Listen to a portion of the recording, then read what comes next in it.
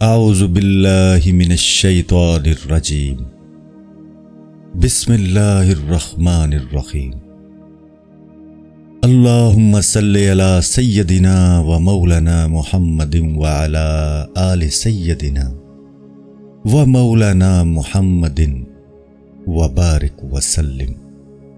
Number 15 اور 16، فنا اور بقا۔ صوفیہ کے الفاظ میں لفظ فنا اور بقا بھی ہے۔ ایک جماعت نے اس بات کی طرف اشارہ کیا کہ فنا کا مطلب برے اوصاف کا ساکت ہونا ہے اور بقا کا مطلب اچھے اوصاف کا اس کے ساتھ باقی رہنا ہے، اور جب بندہ ان میں سے کسی سے خالی نہیں ہوتا تو یہ بات معلوم ہے کہ جب ان میں سے ایک قسم نہیں ہوگی تو دوسری قسم ضرور ہوگی۔ بس جو شخص اپنی بری صفات کے اعتبار سے فنا ہوتا ہے تو اس پر اچھی صفات ظاہر ہوتی ہیں، اور جس شخص پر مذموم خصلتیں غالب ہوتی ہیں اس سے اچھی صفات پوشیدہ ہوتی ہیں۔ اور یہ بات جاننا چاہیے کہ بندہ جن باتوں کے ساتھ موصوف ہوتا ہے وہ افعال، اخلاق اور احوال ہیں۔ پس افعال میں اس کا تصرف اختیاری ہوتا ہے، اخلاق فطری ہوتے ہیں، لیکن کسی صفت کی مسلسل عادت کی وجہ سے فطرت بدل جاتی ہے۔ احوال بندے پر شروع میں وارد ہوتے ہیں، لیکن ان کی صفائی تب ہوتی ہے جب اعمال پاکیزہ ہوں۔ اس اعتبار سے یہ اخلاق کی طرح فطری ہیں، اس لیے کہ جب بندہ دل کے ساتھ اخلاق سے جنگ کرتا ہے تو اس کی کوشش سے اس کے برے اخلاق دور ہو جاتے ہیں۔ اللہ اپنی مہربانی سے اس کے اخلاق کو اچھا کر دیتا ہے۔ اسی طرح جب وہ پوری کوشش سے اپنے اعمال کو ہمیشہ پاک رکھتا ہے تو اللہ اپنے فضل و کرم سے اس کے احوال کو پاک صاف کر دیتا ہے، بلکہ اس کے احوال کی تکمیل فرماتا ہے۔ فنا کے مقامات۔ لہذا جن افعال کو شریعت نے مذموم قرار دیا ہے، جب بندہ ان کو ترک کر دیتا ہے تو کہا جاتا ہے کہ وہ اپنی خواہشات سے فنا ہو چکا ہے، اور جب وہ اپنی خواہشات سے فنا ہو جاتا ہے تو وہ اپنی نیت اور اخلاص کے ساتھ بندگی میں رہتا ہے۔ اور جو شخص دل کے ساتھ دنیا سے زاہد یعنی بے رغبت ہو جاتا ہے تو کہا جاتا ہے وہ اپنی رغبت سے فنا ہو گیا، اور جب وہ دنیوی رغبت سے فنا ہو جائے تو وہ صدقے دل سے اللہ کی طرف رجوع پر قائم رہتا ہے۔ اور جو شخص اپنے اخلاق کو ٹھیک کرنے کی طرف متوجہ رہے، پس وہ اپنے دل سے حسد، کینہ، بخل یعنی کنجوسی، غصہ، تکبر اور اس طرح کی دیگر رعونتوں یعنی غرور وغیرہ کو نکال دے تو کہا جائے گا یہ برے اخلاق سے فنا ہو گیا۔ اور جب برے اخلاق سے فنا ہو جائے تو جواں مردی اور سچائی کے ساتھ باقی رہے گا۔ جو شخص احکام کے تغیر و تبدل میں قدرت خداوندی کے جاری ہونے کو دیکھتا ہے تو کہا جاتا ہے کہ یہ شخص حوادث کو مخلوق کی طرف سے شمار کرنے سے فنا ہو گیا۔ اور جب آثار کو غیر خدا کی طرف سے سمجھنے سے فنا ہو جائے تو صفات حق کے ساتھ باقی رہتا ہے۔ اور جس پر سلطان حقیقت اس طرح غالب آ جائے کہ وہ غیر کی طرف سے آثار اور عیان کسی چیز کو نہ دیکھے، نہ اصل کو نہ نشان کو، وہ مخلوق سے فنا ہو کر حق کے ساتھ باقی ہے۔ پس بندے کا اپنے برے افعال اور خسیس احوال سے فنا ہونا یہ ہے کہ ان کاموں کو چھوڑ دے، اور اپنے نفس اور مخلوق سے فنا ہونا یہ ہے کہ اپنے نفس اور دوسرے لوگوں کا احساس نہ رہے۔ پس جب وہ افعال، اخلاق اور احوال سے فنا ہو جائے تو یہ نہیں ہو سکتا کہ ان چیزوں میں سے جو کچھ اس سے فنا ہوا ہے وہ موجود رہے۔ پس جب کہا جائے کہ وہ اپنے نفس اور مخلوق سے فنا ہو چکا ہے تو اس کا نفس اور مخلوق دونوں موجود ہوتے ہیں، لیکن اسے نہ ان کا علم ہوتا ہے، نہ اپنا، نہ ان کا احساس ہوتا ہے، اور نہ ہی خبر۔ بس اس کا نفس موجود ہوتا ہے اور مخلوق بھی موجود ہوتی ہے، لیکن وہ اپنے آپ سے اور تمام مخلوق سے بے خبر ہوتا ہے۔ بعض اوقات تم دیکھتے ہو کہ ایک شخص بادشاہ یا کسی محترم شخصیت کے پاس جاتا ہے تو ہیبت کی بنا پر اپنے آپ سے اور تمام اہل مجلس سے بے خبر ہوتا ہے، اور بعض اوقات उस दबदबे वाली शख्सियत से भी गाफिल होता है, हत्ता कि जब वो उसके पास से निकलता है और उससे अहले मजलिस की हालत, उस साहिब सतूत की हालत और खुद उसकी अपनी हालत के बारे में पूछा जाए तो वो भी कुछ नहीं बता सकता। इरशादे खुदाबंदी है, जब औरतों ने यूसुफ को देखा उसकी बड़ाई बोलने लगी और अपने हाथ काट लिए, तो उन्होंने हजरत यूसुफ अलैहिस्सलाम से मुलाकात के वक्त हाथों के कटने की तकलीफ महसूस न की, हालांकि वो लोगों में से कमजोर तरीन यानी सिन्फे नाजुक थीं, और उन्होंने कहा मा हाजा बशर, ये तो जिन्स बशर से नहीं, हालांकि आप बशर थे। और उन्होंने कहा इन हाजा इल्ला मलकुल करीम, ये तो नहीं मगर कोई मुअज़्ज़ज़ फरिश्ता, हालांकि आप फरिश्ता नहीं थे और ये मखलूक का अपने आप से गाफिल होना है। जब वो मखलूक से मुलाकात करे तो तुम्हारा उस शख्स के बारे में क्या ख्याल है जिसको हक सुभाना हो के मुशाहिदा का कश्फ हो? अगर वो शख्स अपने नफ्स और अपनी जिन्स के लोगों के एहसास से गाफिल हो तो इसमें तअज्जुब की कौन सी बात है? लिहाजा जो अपने जोहल से फना हो गया वो अपने इल्म के साथ बाकी रहा, जो अपनी ख्वाहिश से फना हुआ वो रजू इल्लाह के साथ बाकी रहा, जो अपनी रग़बत से फना हुआ वो अपने ज़ुहद के साथ बाकी रहा, और जो अपनी तमन्ना से फना हुआ वो अल्लाह के इरादे के साथ बाकी रहा। इसी तरह तमाम सिफात का मामला है। बस जब बंदा अपने इस तरीके से जिसका जिक्र हो चुका है फना हो जाता है तो वो अपने फना होने की वजह से उससे तरक्की करता है, हत्ता कि वो अपने होने को भी नहीं देखता। शायर ने इसी बात की तरफ इशारा किया है, कुछ लोग चटियल मैदान में हैरान फिरे और कुछ लोग उसकी मोहब्बत के मैदान में हैरान फिरे। बस वो फना हुए, फिर फना हुए, फिर फना हुए, तो उनको अपने रब के कुर्ब में रहने की वजह से बका हासिल हुई। पहला फना अपनी ज़ात व सिफात से फना होकर सिफात हक के साथ बाकी रहना है, फिर मुशाहिदाए हक की वजह से सिफात हक से फना होना है, फिर वजूद हक में कामिल फना की वजह से मुशाहिदाए हक से फना हो जाना है। नंबर 17 और 18, गैबत और हुजूर।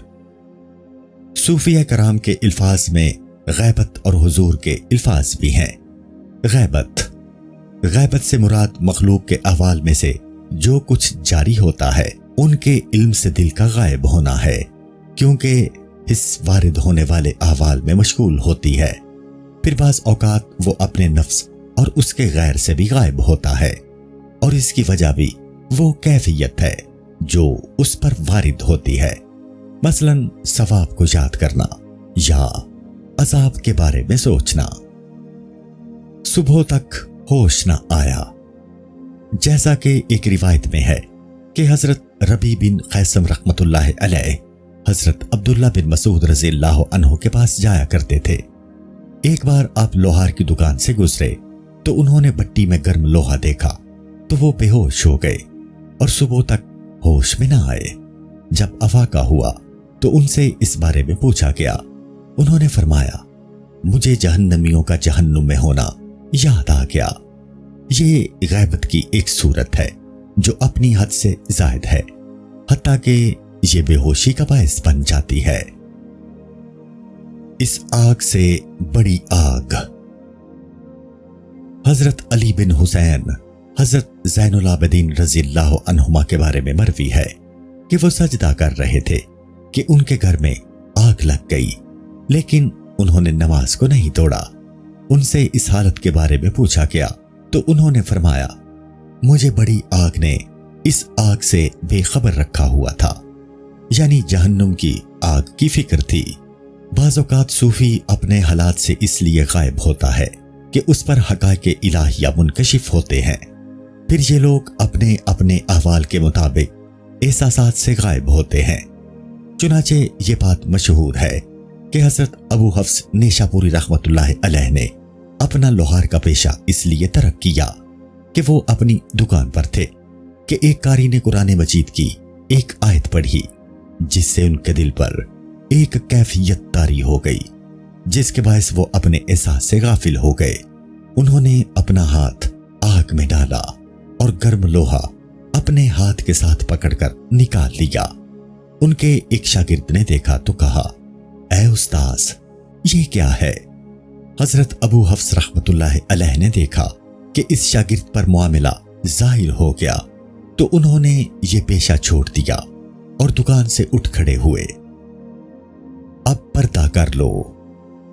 حضرت جنید بغدادی رحمت اللہ علیہ بیٹھے ہوئے تھے اور ان کے پاس ان کی زوجہ تھی۔ حضرت شبلی رحمت اللہ علیہ ان کے پاس آئے۔ ان کی بیوی نے پردہ کرنا چاہا تو حضرت جنید بغدادی رحمت اللہ علیہ نے اس سے فرمایا، حضرت شبلی کو تمہاری خبر نہیں، لہذا بیٹھی رہو۔ حضرت جنید بغدادی رحمت اللہ علیہ ان سے مسلسل کلام کرتے رہے حتیٰ کہ حضرت شبلی رحمت اللہ علیہ رو پڑے۔ جب حضرت شبلی رحمت اللہ علیہ نے رونا شروع کیا تو حضرت جنید بغدادی رحمت اللہ علیہ نے اپنی زوجہ سے فرمایا، پردہ کر لو، حضرت شبلی کو حالت غیبت سے افاقہ ہو گیا ہے، تم کو ایک بار دیکھا ہے۔ حضرت ابو نصر موزن رحمت اللہ علیہ ایک نیک شخص تھے۔ انہوں نے فرمایا، میں نیشا پور میں حضرت استاذ ابو علی دقاق رحمت اللہ علیہ سے قرآن پڑھا کرتا تھا۔ جب وہ وہاں تھے، حضرت ابو علی رحمت اللہ علیہ حج کے بارے میں اکثر گفتگو کرتے تو ان کے کلام کا میرے دل پر اثر ہوا۔ میں اسی سال حج کے لیے چلا گیا اور اپنی دکان اور پیشہ چھوڑ دیا۔ حضرت استاذ ابو علی دقاق رحمت اللہ علیہ بھی اسی سال حج کے لیے تشریف لے گئے۔ میں نیشا پور میں سکونت کے دوران ان کی خدمت کیا کرتا تھا اور ان کی مجلس میں ہمیشہ قرآن پڑھتا تھا۔ میں نے ان کو ایک دن جنگل میں دیکھا۔ انہوں نے طہارت حاصل کی اور لوٹا وہیں بھول گئے جو ان کے ہاتھ میں تھا۔ میں نے اسے اٹھا لیا۔ جب وہ اپنی قیام گاہ میں واپس آئے تو میں نے ان کے پاس رکھ دیا۔ انہوں نے فرمایا، اللہ آپ کو بہتر جزا دے کہ تم نے اسے اٹھا لیا۔ پھر وہ مجھے دیر تک دیکھتے رہے، گویا انہوں نے مجھے کبھی نہیں دیکھا تھا، اور فرمایا، میں نے تجھے ایک بار دیکھا ہے، تو کون ہے؟ میں نے کہا، اللہ کی پناہ، میں ایک مدت تک آپ کے ساتھ رہا اور آپ کی وجہ سے میں نے اپنا گھر بار چھوڑا اور جنگل میں آپ کے ہمراہ ہو گیا، اور اب آپ فرما رہے ہیں کہ آپ نے مجھے ایک بار دیکھا ہے۔ نمبر 18، حضور۔ کبھی صوفی حق تعالیٰ کے حضور میں ہوتا ہے، کیونکہ جب وہ خلق سے غائب ہوتا ہے تو حق کے حضور میں ہوتا ہے، اس طرح کہ گویا وہ حاضر ہے اور اس کی وجہ سے اس کے دل پر ذکر حق کا غلبہ ہے، تو وہ قلبی طور پر اپنے رب کے حضور حاضر ہوتا ہے۔ تو جس قدر وہ مخلوق سے غائب ہوتا ہے اسی قدر وہ حق کے حضور میں حاضر ہوتا ہے۔ اگر وہ مخلوق سے کلیتاً غائب ہو تو اسی غیبت کے مطابق وہ حاضر ہوتا ہے۔ جب کہا جاتا ہے کہ فلاں حاضر ہے تو اس کا معنی یہ ہے کہ وہ اپنے دل کے ساتھ اپنے رب کے ہاں حاضر ہے، اس سے غافل نہیں ہے اور نہ اسے بھولنے والا ہے، اور وہ مسلسل اس کا ذکر کر رہا ہے۔ پھر اس کی حالت یہ ہوتی ہے کہ حضور بارگاہ خداوندی کی وجہ سے جو رتبہ حاصل ہوتا ہے اس کے مطابق اس پر بانی منکشف ہوتے ہیں، جن کے ساتھ اللہ اسے مخصوص کر دیتا ہے۔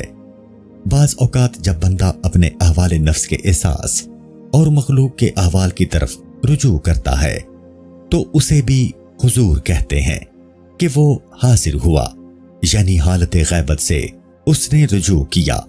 تو یہ دوسرا معنی مخلوق کے ساتھ حضور ہے اور پہلا معنی حق کے ساتھ حاضری ہے۔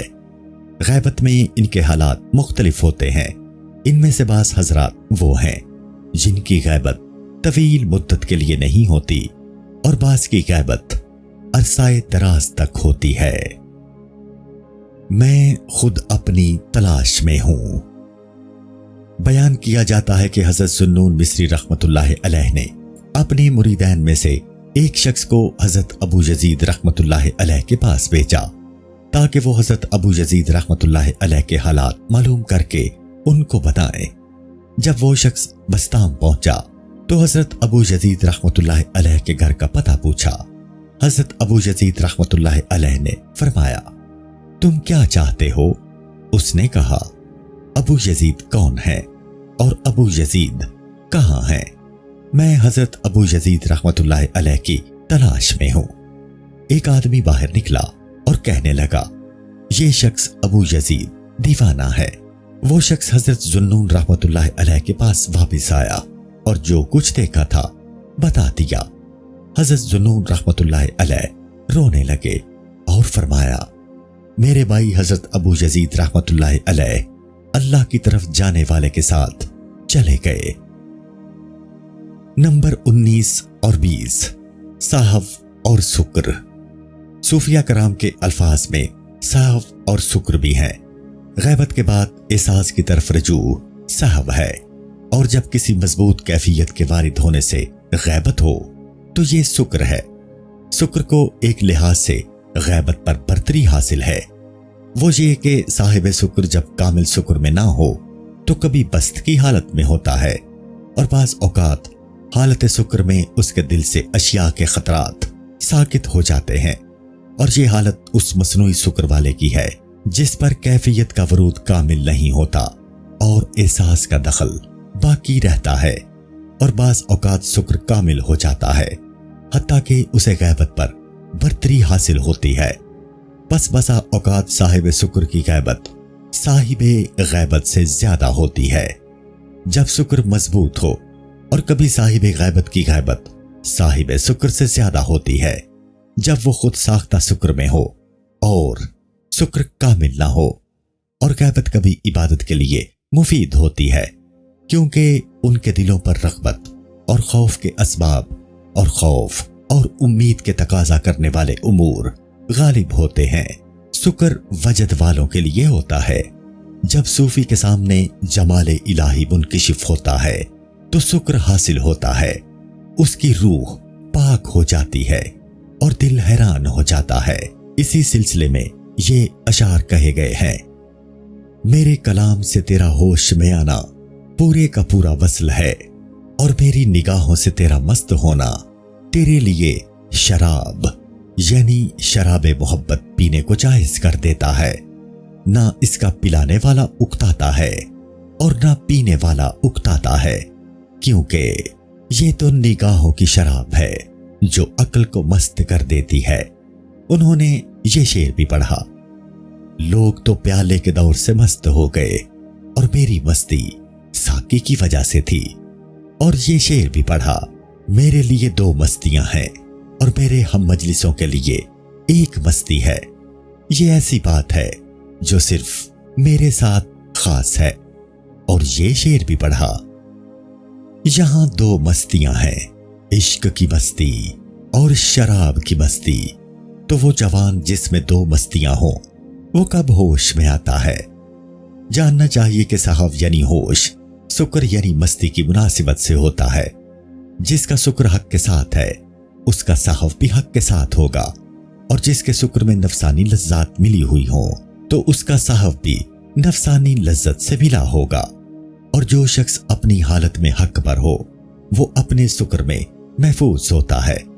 سکر اور صحو میں ایک طرح کے فرق کی طرف اشارہ پایا جاتا ہے، اور جب سلطان حقیقت کی طرف سے کوئی علامت ظاہر ہو تو بندے کی صفت فنا اور مغلوب ہونا ہے۔ اسی معنی میں ان لوگوں نے یہ شعر پڑھا، جب شراب کے ستارے کی وجہ سے صبح ہو تو اس میں مست اور ہوش والا دونوں برابر ہیں، ارشاد خداوندی ہے۔ پھر جب اس کے رب نے پہاڑ پر اپنا نور چمکایا، اسے پاش پاش کر دیا اور موسیٰ گرا بے ہوش۔ آپ اپنی رسالت و جلالت کے باوجود بے ہوش ہو کر گر پڑے، اور وہ پہاڑ ٹھوس اور مضبوط ہونے کے باوجود ریزہ ریزہ ہو گیا۔ بندہ حالت سکر میں اپنے حال کا مشاہدہ کرتا ہے اور اپنی حالت صحو میں علم کا، مگر فرق یہ ہے کہ حالت سکر میں وہ اپنی کوشش کے دخل کے بغیر محفوظ ہوتا ہے، اور حالت صحو میں اپنی کوشش سے بچتا ہے۔ اور صحو اور سکر کا مرتبہ ذوق اور شرب کے بعد آتا ہے۔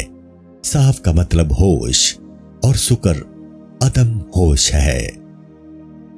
نمبر 21 اور 22، ذوق اور شرب۔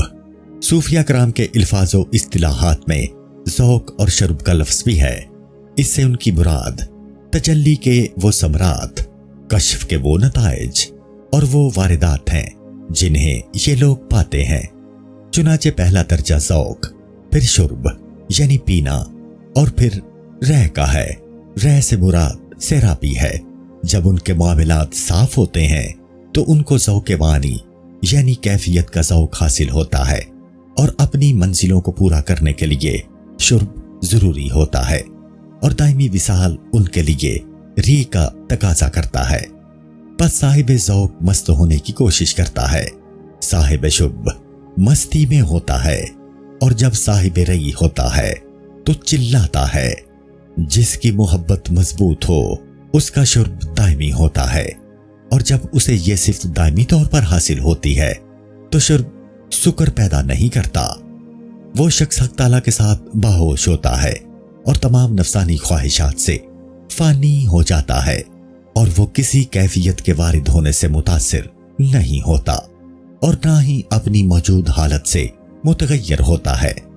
جس کا باطن صاف ہے اس کا شرب مقدر یعنی گدلا نہیں ہوتا، اور جس کی خوراک شرب ہو وہ اس سے صبر نہیں کر سکتا، اور نہ ہی اس کے بغیر زندہ رہ سکتا ہے۔